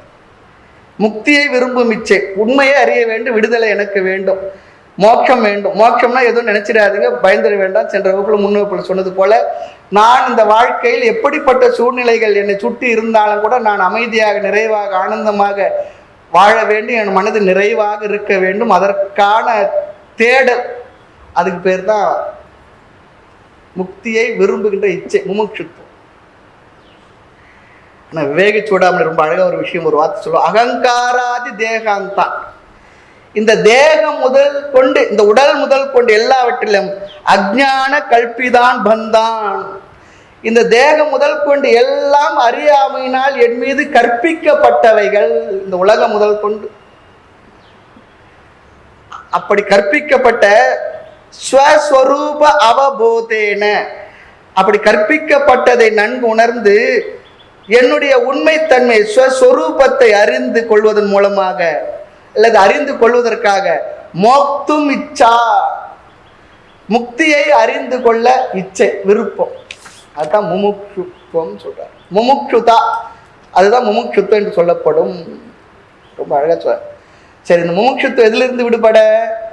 இந்த உடல் மனம் இவைகளினுடைய கட்டுப்பாட்டிலிருந்து விடுபட விரும்புகின்றோம். உடல் மனம் தான் நம்மளை கட்டுப்படுத்துது, அதுவே தெரியுது இல்லை, நாம கட்டுப்பட்டு இருக்கோம், அதுவே நமக்கு தெரியல. ஆனா சொல்லும் அவர் இவருக்கு கட்டுப்பட்டு இருக்கார், அவர் இவருக்கு கட்டுப்பட்டு இருக்கார். இந்த உடல் மனமே நம்ம கட்டுப்படுத்தி வச்சிருக்கோம், நம்ம லிமிட் பண்ணி வச்சிருக்கு. வரையறைக்குட்படாத ஆனந்த ஆத்மாவாகி என்னை இந்த உடல் வரையறுத்திருக்கின்றது, மனமும் வரையறுத்திருக்கின்றது. ஆக இந்த உடல் மனம் இவைகளுடைய கட்டுப்பாட்டிலிருந்து விடுபட விரும்புதல், அப்படி விரும்புகின்ற முக்தியை விரும்பும் இச்சை, ஆர்வம், தீவிர ஆசை. சாதாரண ஆசை இல்லை. ஏன் முமுட்சுத்துவ தீவிர ஆசை சொல்றாங்கன்னா, நமக்கு உலகத்து ஆயிரக்கணக்கான ஆசை இருக்கு. லிஸ்ட் போட்டோம்னா இன்னைக்கு நாம கிட்ட ஒரு பெரிய ஒரு 100 பவுண்டு புஸ்தகத்தை கொடுத்து உங்களுக்கு கொடுத்து அனுப்பினேன்னா, நோட்டை கொடுத்து அனுப்பினா, நீங்க விரும்புங்களாம் எழுதிட்டு வாங்கினா என்ன பண்ணுவீங்க? 10:30 மணிக்கு இங்க வந்த ஒரு சாமி 2 மறந்துட்டா கொடுங்க, இன்னும் 2 சேர்த்து எழுதி தர, இப்பதான் ஞாபகம் வந்ததுங்க. அவ்வளோ ஆசை இருக்கு, அவ்வளோ ஆசை இருக்கு. அப்படி மோட்சத்தை அடையணும் என்பது கூட அந்த ஆயிரக்கணக்கான ஆசையில ஒன்னா இருக்கக்கூடாது. அது ப்ரையாரிட்டி லிஸ்ட்ல முதல் ஆசையா வந்துடணும். அதுதான் தீவிர இச்சை. அதுதான் எனக்கு வேண்டும், அதை அடைவதுதான் வாழ்க்கை லட்சியம், மீதெல்லாம் அதற்கு துணை புரிவதுதான் என்று ப்ரையாரிட்டி மாறிடும். இந்த விவேக வைராகியம் உள்ள சௌமாதி சக்தி சம்பத்தி உள்ள மாணவனுக்கு அதான். ஆக அது பல ஆசைகள் ஒன்றாக இல்லாமல் முதல் ஆசையாகவும் முடிவான ஆசையாகவும் மோட்சம் என்று ஆக வேண்டும் சொல்லி சொல்றார். உனக்கு எதுப்பா முதல் ஆசைனா மோட்சத்தை அடையணும், முடிவான ஆசை எதுன்னா மோட்சத்தை அடையிறது தான், நடுவில் எதுவுமே இல்லை சுவாமி. அதுதான் முமுட்சுத்துவம் சொல்லி சொல்றார். சரி, இந்த முமுட்சுத்துவத்தை வளர்த்துக்கிறது உபாயம் என்ன உபாயத்தை வளர்த்துக்கலாம்? விவேகம் தான் இதற்கு அஸ்திவாரத்தை போல. விவேகம், நித்திய அனித்திய வஸ்து விவேகம் தான் முமுட்சுத்துவத்துக்கு அஸ்திவாரம். நிலையானதை அடைய வேண்டும் என்ற விவேகம், அந்த தெளிவு. அடுத்து 2வது சத் சங்கம். நம்ம கொஞ்சம் நெஞ்சம் அப்படி இருக்கலாம், இது போல நாட்டமுடையவர் மத்தியிலே நம்ம வைத்துக் கொள்வது அல்லது இது போல சத்சங்க விஷயங்கள்ல ஈடுபடுவது, அதுவும் நமக்கு பயனை தரும். அப்பப்போ நமக்கு ஒரு தூண்டுதல் வேணுங்க இல்லையா? இந்த ஆர்வத்தை வளர்த்துக் கொள்வதற்கு சத்சங்கம். அந்த சத்சங்கம் இருந்தால் மறுபடியும் நமக்கு அந்த விவேகம் கொஞ்சம் கொஞ்சமா இன்னும் டெவலப் ஆகிடும். உண்மையை அறிவதற்காக என்ன பண்ணுவோம்? விவேகம் இருந்தா குருவை நாடுவோம் சத் சங்கத்துல. இன்னொன்னு சொல்லுவோம், இந்த ஆசை இருந்துட்டுன்னு வச்சுக்கோமே, ஆசைக்குரிய வஸ்துவை பொருளை அடைவதற்கு எந்த தடை வந்தாலும் என்ன பண்ண மாட்டோம், அந்த தடையெல்லாம் நமக்கு தடையாவே தெரியாது. இல்லைன்னா சின்ன தடை கூட என்ன பண்ணுனா பெருசா நம்ம சொல்லுவோம், ஏங்க வகுப்புக்கு வரல. நம்மளே சொல்றோம், நீங்களாம் இல்லை, நீங்களாம் அப்படி இல்லை, பொதுவாக சொல்றோம், ஏன் வகுப்புக்கு வரல? சுவாமி ரொம்ப தூரம் வீடு போயிட்டு. ஆதிசங்கரர் காலடியிலிருந்து நர்மத நதிக்கரையும் குருவை தேடி போனார். ஒரு வண்டி வசதி, வாகன வசதி இல்லை. இல்லைன்னா சில நேரம் கெஸ்ட் வந்துட்டாங்க சுவாமி, அப்போ என்ன பண்ணா அந்த கெஸ்ட்டையும், சரி 1 மணி நேரம் பரவாயில்ல வாங்க இந்த ஆசிரமத்துக்கு போயிட்டு கிளாஸ் கேட்டு வரலான்னு கூப்பிடுங்க. முடியுது. ஏதோ ஒரு காரணம் கிடைச்சிடும். ஆனால் ஆர்வம் இருந்துட்டா எந்த தடையே இல்லை. ஆமா, அதுதான். 3வது பெரிய ஒரு உபாயம் என்னன்னா, ப்ரையாரிட்டியை மாற்றி போடணும். நம்ம ப்ரையாரிட்டிலாம் பார்க்கணும். இதெல்லாம் போட்டு பார்த்துட்டு இது மாற்றி போடணும். நம்ம வீட்டில் பட்ஜெட் போடும்போது பார்க்குறோம் இல்லையா, இந்த மாதம் வருமானம் என்னென்ன வாங்கணும், இல்லை இந்த மாதம் இது மட்டும் வாங்கிக்குவோம், இந்த அடுத்த மாதம் வாங்கிக்கலாம், இல்லை அடுத்த தடவை வாங்கிக்கலாம். ப்ரையாரிட்டி மாற்றி போடுறோம் இல்லையா, ப்ரையாரிட்டி மாற்றி போடுறோம். ஆக வைராகியம் என்பது உலக பொருள்களில் விருப்பமும் இல்லை. அடுத்து ஒரு நிலை, எனக்கு வெறுப்பும் இல்லை, போதும்பா அப்படின்ற ஒரு தெளிவு, ஒரு பக்குவம். அதுதான் வைராகியத்துக்கு அர்த்தம். ஞாபகம் வச்சுக்கணும். பிடிவாதம் இல்லை. வைராகியத்துக்கு அர்த்தமே போதும் என்ற மனநிலை, பக்குவம். உலக விஷயங்களில் அருவருப்பு அல்லது வெறுப்பு ஆரம்ப காலத்தில் இருக்கலாம், வேண்டான்னு சொல்லி. பிற்பாடு நமக்கு என்ன வரணும், போதும்பா இதெல்லாம் எனக்கு தெரியும், இதெல்லாம் நான் பார்த்துட்டு இதெல்லாம் ஓரளவுக்கு என்னால் அனுபவிச்சும் முடிஞ்சிருக்குப்பா, எனக்கு போதும், நீங்கள் பாருங்கள் அப்படி என்கின்ற கிடைத்தாலும் கூட எனக்கு போதும் அப்படி என்ற ஒரு மனப்பக்குவம் தான் இங்கே வைராகியம் சொல்லப்படுகிறது. ஆரம்ப காலத்தில் வெறுப்புலாம் இருக்கணும், அது வேண்டாம் இது வேண்டாம்ல இருக்கலாம். அந்த வெறுப்பு கடைசி வரையில் இருக்க வேண்டியதில்லை. வைராகியம் என்றால் இருந்தாலும் கூட எனக்கு போதும், அந்த மனநிலை தான் இங்கே வைராகியம் சொல்லப்படுகிறது இல்லையா. போதும்பா வேண்டாம் இல்லையா. சரி, அடுத்து சத்தியம் உரைக்க வேண்டும். இதை என்ன பண்ணணுமா, சத்தியம் உரைக்க வேண்டும். தெளிவாக சிஷியனுடைய மனதில் படும்படியாக சொல்லி விட வேண்டும் சொல்றார். நம்ம நச்சுன்னு சொல்றோம் பாருங்க, அது மனசுல படுகிறாப்பல சொல்லணும்னு சொல்றார் இல்லையா. இந்நான்கே சாதனம் என்று சத்தியம் உரைக்க வேண்டும். இந்த 4 தான்பா சாதனம். ஆமா, இந்த உண்மையை சொல்லிடணும்னு சொல்றார். இந்த 4 தகுதி இருந்தால்தான் வேதாந்த பாடத்தை இங்க கைவில்லை நாவனத்தை கேட்கறதுக்கு மனசு வரும், உட்கார முடியும். அப்பதான் வேதாந்தம் புரியும், அப்பதான் பலன் தரும். இந்த உண்மையை உறுதியாக சொல்லிவிட வேண்டும் சொல்றார். இன்னொரு இன்னொரு அர்த்தம் சொல்றார். இன்னொரு பாடபேதமும் இருக்கான். சத்தியும் சொல்ல வேண்டும் சொல்றார். அந்தந்த மாணவனுடைய தகுதியை, பக்குவத்தை பார்த்து அவனுக்குடைய சக்திக்கு ஏற்றப்பார் இந்த விஷயங்களை சக்திக்கு ஏற்றவாறு சொல்லிக் கொடுக்கணும்னு சொல்றார். ஆமா, சக்தியும் உரைக்க வேண்டும். அவனுடைய சக்தியை பார்த்து சொல்லித்தர. நம்ம சொல்லுவோம் இல்லையா, சக்தி அனுச்சாரம் பண்ணினங்க, அவருக்கு என்ன முடியுமோ அது மட்டும் சொன்னங்கன்னு சொல்றோம் பாருங்க. அப்படியும் ஒரு பாடம் இருக்கான், ரொம்ப அழகா சொல்றார். காரணம் என்னன்னா, ரொம்ப சொன்னா கேட்ட உடனே பயம் வந்துடக்கூடாது. நிறைய பேர் அப்படித்தானே. நம்ம ஊர்ல பொதுவாக என்ன கோயிலுக்கு கொஞ்சம் 2 நாள் கூட போனாருன்னா வீட்டில் இருக்க அம்மா பயந்துக்கும், வேண்டாம் சாமியாரை போயிடும். அதுவும் ஆசிரமத்துக்கு போறாரோ இன்னும் பயம், வேண்டாம் சன்னியாசி போய். அப்படிலாம் ஆக முடியாதுன்னு நிறைய பேர் தெரியறதில்லை, பயந்துக்கிறாங்க. ஆக அவரவர் தன்மை, சக்தி, பக்குவத்திற்கு ஏற்ப சொல்ல வேண்டும் என்பதும் ஒரு பாடம் சொல்றார். அழகா சொல்றார். அடுத்து கொஞ்சம் மெதுவாகவும் சொல்லணும், வேகமா சொல்லக்கூடாது. அவருடைய மனதை புரிந்து கொண்டு அளவுக்கு எதை எப்படி எவ்வளவு சொல்ல வேண்டுமோ அந்த அளவுக்கு சொல்ல வேண்டும். அதற்காக தான் குருவானவர் சிஷ்யன் இடத்துல அதிகம் பேசுவார். சத்தியம் உரைக்க வேண்டும். அவருடைய சத்தியம் உரைக்க வேண்டும். தகுந்தவாறு சத்தியம் உரைக்க வேண்டும், சத்தியம் உரைக்க வேண்டும். இந்த வார்த்தைக்காக சொன்னோம். எடுத்த உடனே இதெல்லாம் உலகம் எல்லாம் தோற்றம்பா, மாயை தான் அப்படி சொன்னா சத்தியமா அவனுக்கு ஒன்றும் புரியாது. ஏதோ கொஞ்சம் எல்லாம் வந்திருக்கு, இதெல்லாம் விடுதல் வேணும், ஏதோ ஒரு வருத்தப்பட்டு வந்திருக்கா, அவன் இடத்துல போயிட்டு இதெல்லாம் சொன்னோம்னு வச்சுங்களேன். பக்குவத்துக்கு ஏற்ப சொல்லணும், இதமாவும் சொல்லணும், பதமாவும் சொல்லணும்னு சொல்றார். அடுத்து இது எல்லாம் இருந்தோம், எது நித்திய அனித்திய விவேகம் இருக்கு, வைராகியம் இருக்கு, முமுட்சுத்துவம் இருக்கு இல்லையா, எல்லாம் இருக்கு. இருந்தாலும் அவனுக்கு சமமாதி சக்தி சம்பத்தி வேண்டும். அதில்னா என்ன ஆகும் அதையும் சொல்ல போறார். இன்னொன்று இருக்கு, முமுட்சுத்துவம் கூட வேணும். முமுட்சுத்துவம் இல்லைன்னா அவனுக்கு என்ன ஆகும்னு சொன்னா அதையும் ஒரு உபனிஷத் ஸ்லோகம் சொல்றது, நாயமாத்மா பிரவச்சனேன ந லப்யக. முமுட்சுத்துவம் இருக்கே வலியுறுத்துறதுக்காக இந்த வார்த்தை சொல்லப்பட சொல்றார். என்னன்னா, நித்தியம் என்பது ஆன்மா, அனித்தியம் என்பது தேக பரியந்தமா இருக்கக்கூடியது. இந்த நிர்ணயத்தை நன்கு தெரிந்து கொள். இது வெறும் வார்த்தையினால சொல்றதுனால மட்டும் வராது, உனக்கு பலகீனால் அடையப்பட முடியாது. இந்த பலமெல்லாம் இருந்தால் தான் உன்னால் அந்த ஆத்மாவானது அறியப்பட முடியும். சக்தியும் உரைக்க வேண்டும் சொல்லி சொன்னார். அவனுக்கு அந்த சக்தி இருக்கணும், ஆற்றல் இருக்கணும், இருந்தால் தான் புரிஞ்சிக்க முடியும். சில பேரால் கேட்டாவே என்னவோ பண்ணுறது சாமி, நான் போயிட்டு வரேன் அப்படின்னு சொல்லிடுவான்.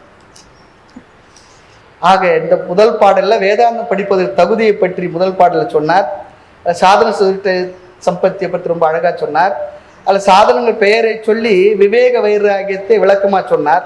நித்திய அனித்தியங்கள் நிர்ணயம் தெரி விவேகம், நித்தியத்தை பற்றும் அனித்தியத்தை பற்றி விவேகம் செய்து தெரிந்திருக்க வேண்டும். மத்திய இகபரங்கள் வருபோகங்கள் நிராசை, இகபர லோகங்கள் வருகின்ற போகங்களிலும் இன்பங்களிலும் கூட அவனுடைய வைராகியம் அவனுக்கு இருக்க வேண்டும். அது சமாதி என்று 6 கூட்டம். சமதம உபரதி திதிக்ஷ ஷத்தா சமாதானம், இந்த 6ம் சேர்ந்து ஒரு தகுதியாக சொல்ல போடுறார். இந்த 4ம் தான் முக்தியை விரும்புகின்றவர்கள் 4 சாதனம், அதை சத்தியம் உரைக்க வேண்டும் என்று மொழிவர். இது சரியா சொல்லலைன்னா அவன் ஞானமோ ஞான பலனோ வராது. அடுத்து பார்ப்போம். விவேக வைராகியம் மூச்சுத்தும் சொல்லப்பட்டது. இனி சமாதி சக்கங்களின் நாமமும் அவைகளின் இலக்கணமும் கூறுதல். 2வது பாடல். சமம் தமம் விடல் சகித்தல், சமாதானம் ஸ்ரத்தையாராம், சமம் அகக்கரண தண்டம், தமம் புறக்கரண தண்டம், அமர்தரும் கருமம் பற்றாது, அறுத்தலே விடல் என்றாகும்,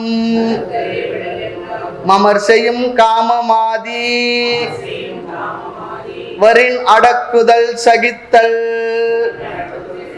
சமம் தமம் விடல் சகித்தல், சமாதானம் ஸ்ரத்தையாராம், சமம் அகக்கரண தண்டம், தமம் புறக்கரண தண்டம், அமர்த்தரும் கருமம் பற்றாது, அறுத்தலே விடல் என்றாகும், மமர் செய்யும் காமமாதி, வரின் அடக்குதல் சகித்தல். இல்ல தீன் இருக்கு, தாவா மாற்றுங்க. அடக்குதில் இருக்கு, அதை தாவா பார்க்கணும். அடக்குதல் சகித்தல். இந்த புஸ்தகத்துல சில எழுத்து பிழைகளா இருக்கு, அந்த நேரம் வரும்போது குறிச்சிக்கணும். இங்கு சமமாதி, அதுல முதல்ல பேரு சொல்றார். பிற்பாடு இந்த 6 தகுதிகள், 6 தகுதி என்பது ஒண்ணுதான் சொல்லி பார்த்தோம். 6 தகுதின்னா தனித்தனியானது இல்லை, ஒரே தகுதியில 6 இருக்கின்றது, பண்புகள் இருக்கின்றது. இல்லை 4 பற்றி இங்க சற்று விளக்கத்தை சொல்லுகின்றார். சமம் தமம் விடல் சகித்தல் சமாதான ஸ்ரத்தை, இந்த 6. இதுல சமம் என்றால் என்ன? சமம் என்றால் ஒரே வார்த்தை சொல்றார், அகக்கரண தண்டம் சொல்லிட்டார். தண்டம்னா தண்டம் சொல்ற அந்த அர்த்தத்தை எடுத்துக்காதுங்க. தண்டம் என்றால் தண்டித்தல், அந்த அர்த்தத்தில் சொல்றார். பதஞ்சலி வார்த்தை சொல்லணும்னா மனோ நிகிரக, மன கட்டுப்பாடு, அதுதான் ஒரே வார்த்தை. தண்டம் என்றால் இங்கு ஒழுங்குபடுத்துவது, முறைப்படுத்துவது, நெறிப்படுத்துவது, செம்மைப்படுத்துவது சொல்லி அர்த்தம். தண்டிப்பது என்றால் கண்டிப்பது. தண்ட நாய்கள்லாம் சொல்றாங்க பாருங்க, அது போல தண்ட பாணி, தண்டாயுத பாணிலாம். இங்க தண்டம் சொல்லிச்சுன்னா ஒழுங்குபடுத்துவது, எதை? மனதை ஒழுங்குபடுத்துவது. தீய விஷயங்களில் செல்லாமல் தர்மமான விஷயத்திலேயே இந்த மனது பிரவர்த்தித்திருக்கும்படி செய்தல். நல்ல விஷயங்களை மனசு போறாப்புல செய்யும். அதுக்கு நிறைய நம்ம சாஸ்திரங்கள்ல, சம்பிரதாயத்துல, வாழ்க்கை முறையில நல்ல விஷயங்களே மனது போறது நிறைய பெரியவங்க ஏற்படுத்தி கொடுத்துருக்காங்க. நிறைய பேர் என்ன பண்றாங்கன்னா, இது போல விஷயங்கள்லாம் இல்லாமலேயே ஏதோ ஒரு தத்துவத்தை சொல்லிட்டு போகணுன்றப்போ நினைக்கிறாங்க. உள்ள போனா தான் தெரிகின்றது அது அவ்வளவு சக்சஸ் ஆகிறது இல்லைன்னு சொல்லி அகில் ரொம்ப அழகா முதல்ல இருந்து சொல்றார். தண்டம் என்றால் தண்டனை சொல்றார். தண்டனை எப்ப தருவோம்? தவறு செய்தால் தானே தருவோம். ஆகிய இந்த மனது தவறான விஷயங்கள் ஈடுபடாமல் இருப்பதற்கு நமக்கு நாமே சில விதமாக அதெல்லாம் நிறைய விஷயங்கள் இருக்கு, நடுவில் பார்க்கலாம். இங்க எந்த அளவுக்கு வேணுமோ அது மட்டும் பார்க்கலாம். ஓ, படு மனமே படு, யாரும் ஏதோ சொல்லிட்டாங்க, அது மனசு வருத்தப்பட்டது. அப்ப அவர் என்ன சொன்னார் அந்த ஞானி? மனசே, நீ தானே வருத்தப்படுற, உன்னை தானே சொன்னாங்க, படு மனமே படு, அவ்வளவுதான், என்ன சொல்லலைன்னுட்டார். அது போல நம்மளால இருக்க முடியுமா? அது போல எப்பெல்லாம் வருதோ அந்த மனசுக்கு நம்ம சரியான விவேகத்துக்கு மூலமாக மனசுக்கு தான் இந்த துயரம், மனசுக்கு தான் இந்த ஆசை, மனசுக்கு தான் இந்த கோபம், மனசுக்கு தான் இந்த லோபம், எல்லாம் அதுக்கு தான் இருக்கு, ஆத்மாவாகி எனக்கு இல்லை. அது அர்த்தம் புரிஞ்சாதானே தெரியும். இருந்தாலும் இங்கே தண்டம் என்பதற்கு நம்ம வேதாந்தெல்லாம் முன்ன படிச்சு இருக்கிறதுனால சொல்றோம், மனதை சரியாக தர்மமான விஷயத்தில் மட்டும் பிரவர்த்திக்குமாறு, ஈடுபடுமாறு, செல்லுமாறு வைத்துக் கொள்ளுதல். மனம் போன போக்கெல்லாம் போக வேண்டாம் சொல்லியிருக்கு இல்லையா? ஆக தவறு செய்யாமல் மனதை வைத்துக் கொள்ளுதல் அப்படின்னு என்ன? தரமான, அளவான, முறையான சிந்தனைகளை மனதில் உருவாக்கி கொள்ளுதல், எண்ணங்களை எல்லாம் தரமானதாக ஆக்கி கொள்ளுதல், குவாலிட்டி ஆஃப் தாட்னு சொல்றாங்க பாருங்க. அதுதான் அகக்கரண தண்டம்னா இங்க மனவடக்கம் சொல்லி அர்த்தம். அல்லது அந்த கரணம், மனம், புத்தி, சித்தம், அகங்காரம் சொல்றோம். இந்த அந்த கரணத்தை, அகக்கருவிகளை நம்முடைய கட்டுக்குள் வைத்திருத்தல். இன்னொன்னு ஒருத்தர் ரொம்ப அழகா சொல்ற, எந்த எண்ணம் நமக்கும் பிறருக்கும் நன்மை தருமோ அதுவே நல்ல எண்ணங்களை உடைய மனதுன்னு சொல்றார். எந்த எண்ணம் நமக்கும் பிறருக்கும் நன்மை தருமோ, பொய் பேசாத இருக்கிறது, கோல் சொல்லாத இருக்கிறது, கோபப்படாமல் இருக்கிறது, எதிர்மறை எண்ணங்களே நமக்கு இருக்கக்கூடாது. நிறைய பேருக்கு வாயை திறந்தாலே என்னன்னா நெகட்டிவாக தான் நிறைய வார்த்தைகள் சொல்றோம். அப்படிலாம் இல்லாமல் பாசிட்டிவாகவே இருக்கிறது சொல்றாங்க. நம்ம தமிழ்நாட்டில் டிவியை ஓப்பன் பண்ணால் என்னன்னா நெகட்டிவ் தாட் தான் நிறைய. காரணம் என்னன்னா நம்முடைய உள்ளத்திலும் எதிர்மறை எண்ணங்கள் நிறைய இருக்கு. ஆக இங்க சத் விஷயங்களை சத் சங்கத்திலே இருத்தல், சத்தான விஷயங்களை சிந்தித்தல், பெரியோருடைய வாழ்க்கையை சிந்தனை செய்வது, அவங்களுடைய போதனைகளை நினைத்து கொள்வது, நல்ல பாராயணம், இதெல்லாம் நம்ம மனதை நல்ல விஷயத்துல வச்சிருப்பதற்கு வாய்ப்பா அமையும். ஆமா, இன்னொன்னு ஒருத்தர் சொல்ற, நீண்ட நாள் சத் சங்கம் சாது சங்கத்தால் இது நிச்சயமாக வரும் சொல்லி உபாயம் சொல்றார். இன்னொருத்தர் ரொம்ப அழகா சொல்றார், பிரம்ம ஆத்ம ஐக்கிய ஞானத்திலேயே அல்லது அந்த லட்சியத்தையே நோக்கமாக மனது கொண்டிருத்தல். ஏன்னா இப்பதான் தொடங்கி இருக்கிறார் இந்த நூல் படி, இப்பதானே மாணவன் வந்திருக்கான், அவருக்காக சொல்லி கொண்டிருக்கிறார். அதுல பிரம்மாண்ம ஐக்கிய லட்சியம்தான் என்னுடைய லட்சியம் என்று அந்த லட்சியத்திலே மனதை அப்படியே வைத்திருத்தல் சொல்றார். யாருக்கும் மனதினால் கூட கெடுதல் நினைக்காத மனம், எந்த எண்ணம் நம்ம உற்சாகப்படுத்துமோ ஊக்கப்படுத்துமோ அது மாதிரி எண்ணங்களை தான் நம்ம எண்ண வேண்டும் சொல்லி சொல்றார். நம்மை செயல்படாமல் இருக்க வைக்க எண்ணங்களை எல்லாம் எண்ணக்கூடாது, நிறைய விஷயங்கள் சொல்லுகின்றார். ஆக சத் சங்கம் சாது சங்கத்தில் இதெல்லாம் நமக்கு வாய்ப்பாக அமையும். அல்லது மகான்களுடைய வாழ்க்கை, அவருடைய போதனைகள், அவருடைய படங்கள், நம்ம வீட்டில் அப்படிப்பட்ட மகான்களுடைய படங்கள்லாம் இருந்தால் பார்த்தோம்னா அவங்கள பார்த்த உடனே நமக்கு அவர்களை பற்றி சிந்தனை வரும், அவருடைய போதனைகள் ஞாபகம் வரும். இதெல்லாம் நம்ம மனதை அப்படி வச்சிருக்கோம். இல்லைன்னா என்ன ஆகும்னா தாய்மலர் வார்த்தை போலதான், அந்த கரணம் எனும் ஆகாத பேய்கள் என்னை வந்து பிடித்தாட்ட வழக்கோ பராபரன்னு சொல்றார். நம்ம நிறைய பேய்லாம் சொல்றோம், இவர் ஒரு 4 பேய் சொல்றார், இன்னொரு இடத்துல ஒரு 29 பேய் சொல்லுவார், அது வேற. இங்க 4 பேய் என்னன்னா அந்த கரணம் என்ற ஆகாத பேய்கள், மனம், புத்தி, சித்த, அகங்காரம் என்கின்ற இந்த ஆகாத பேய்கள் என்னை வந்து பிடித்தாட்ட என்ன பிடித்தா ஒரு வழி பண்ணிக்கிட்டு இருக்கப்பா சொல்றார். இது வழக்கோ சொல்லி சொல்றார். ஆக சமம் சொல்லி சொன்னா மனோ நிகிரக தத்துவ போதத்துல அழகா சொல்றார். மனது தீய விஷயங்களில் போகாமல் தடுத்தல் தான் அகக்கரண தண்டம். அந்த கரணத்தை கட்டுப்படுத்துதல், தண்டித்தல். ஆமா, மனதை தூய்மையாக வைத்திருக்கணும். இன்னொருத்தர் சொல்ற, மனது தூய்மையா இருந்தா மட்டும் போதாது, உறுதியாகவும் இருக்க வேண்டும் சொல்லி சொல்றார். அந்த மனதை கட்டுப்படுத்துதல் தான் சமம். கட்டுப்பாடு இல்லாத மனம் நம்மை வீணாக்கி விடும். ரொம்ப முக்கியமா சொல்றார். சரி, அடுத்து சமம் பார்த்தோம். இப்ப தமம். தமம் சொல்லி சொன்னா ரொம்ப அழகா இங்க சொல்றார். சமம் அகக்கரண தண்டம்னா, தமம் புறக்கரண தண்டம், வெளிக்கருவிகள். ஆமா, அப்படின்னு என்ன? இந்த கண்கள், காது, மூக்கு, சுவைக்கின்ற நாக்கு, உடலினுடைய தோல் பகுதிகள், கண், செவி, வாய், மூக்கு, தோல் பகுதிகள், இவை எல்லாவற்றையும் என்ன பண்ண? அதர்மமான விஷயங்களில் போகாமல் தடுத்தல், நல்ல விஷயங்கள் இருக்குமாறு பார்த்து கொள்ளுதல். அதற்காக தான் பாருங்க, கோயிலெல்லாம் போனா சாமிக்கு அபிஷேகம் தேவையில்லை, சாமிக்கு அலங்காரம் தேவையில்லை, சாமிக்கு ஆடைகள் தேவையில்லை. அதெல்லாம் என்னன்னா, கண்ணே நீ பாரு, நல்ல விஷயங்களை பாரு, மனசுல பதியுது. கண்ணு தான் நிறைய விஷயங்கள் கொடுக்கும். காதே நல்ல விஷயங்களை கேளு இல்லையா? மூக்கே நல்ல விஷயம், நல்ல வாசனையான சுகந்தம், நல்ல வாசனை. நாக்கே நீ நல்ல பகவானோட வார்த்தைகளை சொல்லு இல்லையா? நல்ல சூழ்நிலைகளில் நீ இருந்து கொள். இப்படிலாம் நம்முடைய கருவி காரணங்களை எல்லாம் இந்த மெய்வாய் கண்மூக்கு செவி இந்த மனதெல்லாம் நல்ல விஷயத்தில் ஈடுபடுத்துறதுக்காக தான் கோயில்களில் அமைப்பு ஏற்படுத்தினாங்க. அதுதான் ஆரம்பப்படி, முதல் படி. நமக்கு அதெல்லாம் இருந்ததுன்னா நமக்கு என்ன ஆகணும், கொஞ்சம் கொஞ்சமாக தேவையில்லாத விஷயங்கள்லாம் தானே விலகிடும். ஆமாம், அதுக்காக தான் எல்லாம் வச்சாங்க.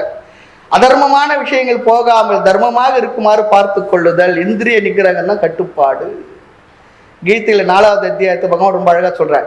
இந்திரியங்களே ஹோமம் பண்ணுறான் அவன். யார்? இந்த விவேகி. சப்தாதின் விஷயான் அந்நே இல்லையா, அவன் என்ன பண்ணான், கட்டுப்பாடு என்கின்ற அக்னியில் காது முதலான இந்திரிய விஷயங்களை ஹோமம் செய்து விடுகின்றான். அக்னியில சுவாகான்னு சொல்றோம் பாருங்க. அப்படி சொல்லும்போது என்னன்னா, நம்ம விட்டுவிட்டோம், அந்த ஆகுதியை விட்டுவிட்டோம். அது போல என்ன பண்றான், அதெல்லாம் அதற்கு ஆகுதி செய்யறான். அந்த பாவனை ரொம்ப அழகா சொல்றான். விஷயங்களை ஹோமம் செய்யணும். ஜுக்வதி ஆகுதி ஆக்குகின்றான். அதை இந்திரிய சம்யம யஜ்ஞன்னு சொல்லி பார்த்துருக்குறோம் 4வது அத்தியாயத்தில் இல்லையா.